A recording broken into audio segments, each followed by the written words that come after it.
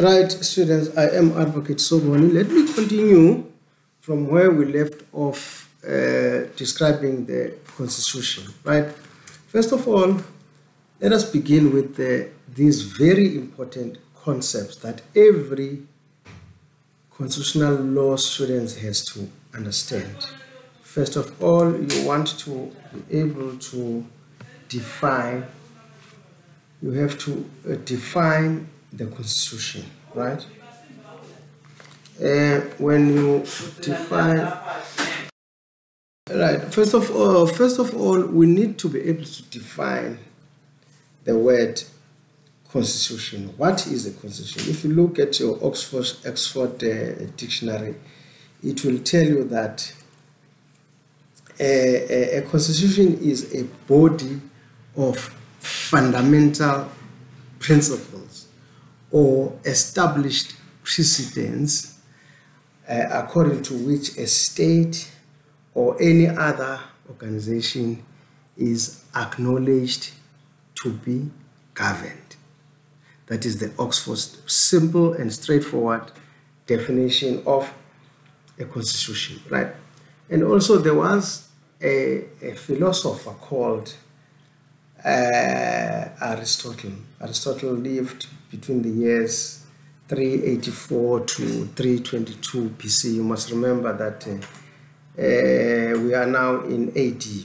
When we in BC years, we're counting from top down until they came to zero. Then we started the years that we are in now. So that is why if you talk of the years in which Aristotle lived, it was the years between 384 to 322. So you can count how many years did he live?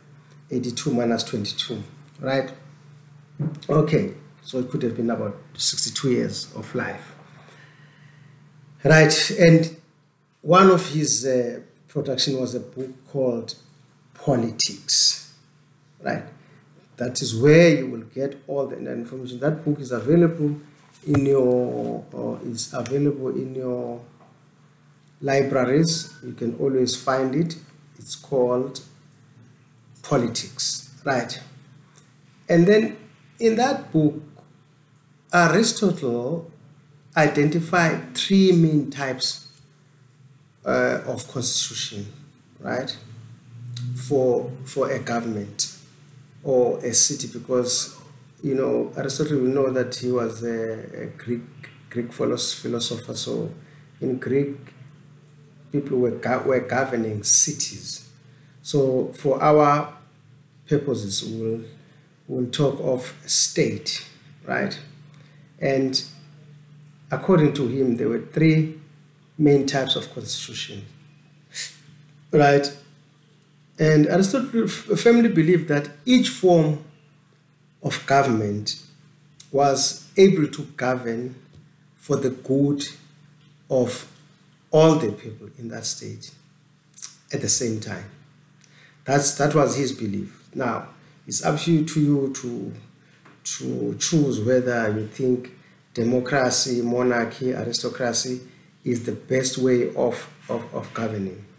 But that's what he believed. He believed that all forms, if done in good faith, will be able to allow the governors to satisfy everyone, to make sure that it's done for the good of all the people in that state. Okay. Now, here are the three types that Aristotle talked about. The first one was monarchy. A monarchy means a rule by one person. I've just told you in my previous talk that the example is England or Lesotho and Swaziland, our neighbors. It's a monarchy, right? But even then it differs. It differs as the intervention of the monarchy in governance. Because I will tell you, the intervention of the monarchy in the UK and in Swaziland or Lesotho is not the same. These two countries, Swaziland and and Lesotho, the monarchy is 100% involved. Every law that is passed has to be done through the monarch. And yet in UK, we can say that the monarchy is ceremonial because it's not hands-on in the daily governing of the country. Okay, let us come to the second one. The second one is aristocracy.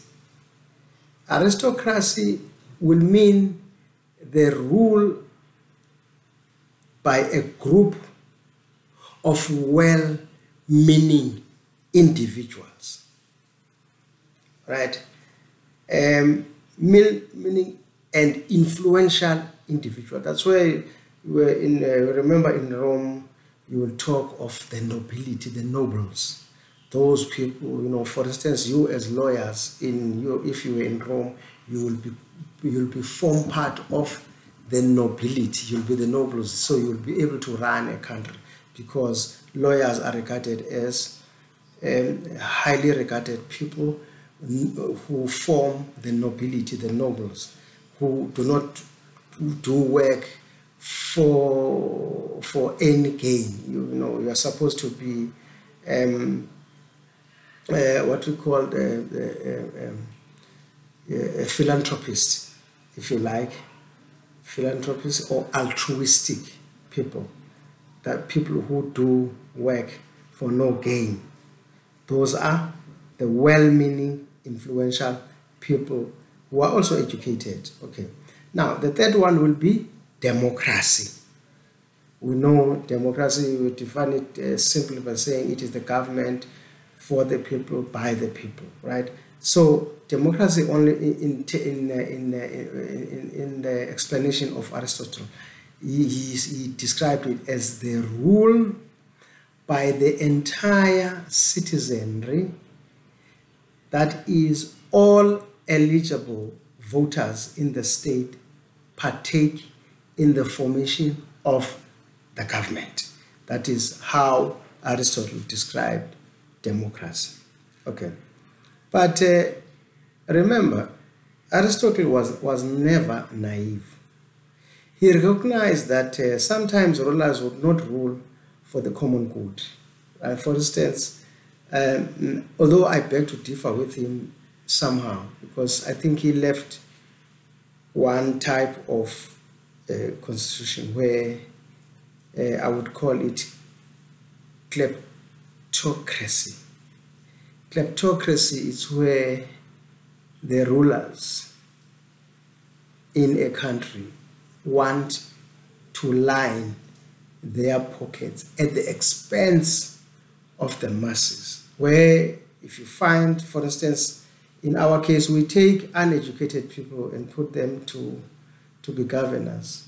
And the next thing, they will think that, okay, what happens if I am not voted into power, or the president does not choose me to be a cabinet minister in another 5 years to come? So they will rule. At the same time, they will be lining their pockets to make provisions so that if it happens that they are not chosen to be part of the cabinet in the next 5 years, at least they can survive, or they will have money to survive. Because the biggest mistake that we do is to take people who are uneducated, who have got no other certificates or professions that they can fall back on to if they are not chosen as part of the cabinet. So Aristotle was not naive to that. He also recognized that sometimes rulers would not rule for the common good. Some rulers would rule for themselves and their own interests, like I've said. So Aristotle tweaked his model. He divided each type of the constitution into good or bad constitutionalism, right? And being a philosopher, Aristotle gave each bad constitution a new name. For the good rulers in each type of constitution, he used the name such as tyranny and oligarchy, and also used ochlocracy or mob rulers. Mob rulers. So sometimes you'll suspect your government in South Africa to be mob rulers, because you see people who have been in government from 1994 up to 2024, and yet people are still complaining to say we don't have electricity, we don't have water, and the same people are ruling all the. Anyone new coming into the ranks is actually recommended by somebody who was there since 1994. So Aristotle, was aware of such things which are happening right up to this day. So there were words in Latin called the tyrant, which is also referred to as a dictator. We remember in Italy there was a dictator called Mussolini, right? There was a dictator called Mussolini, right? So he was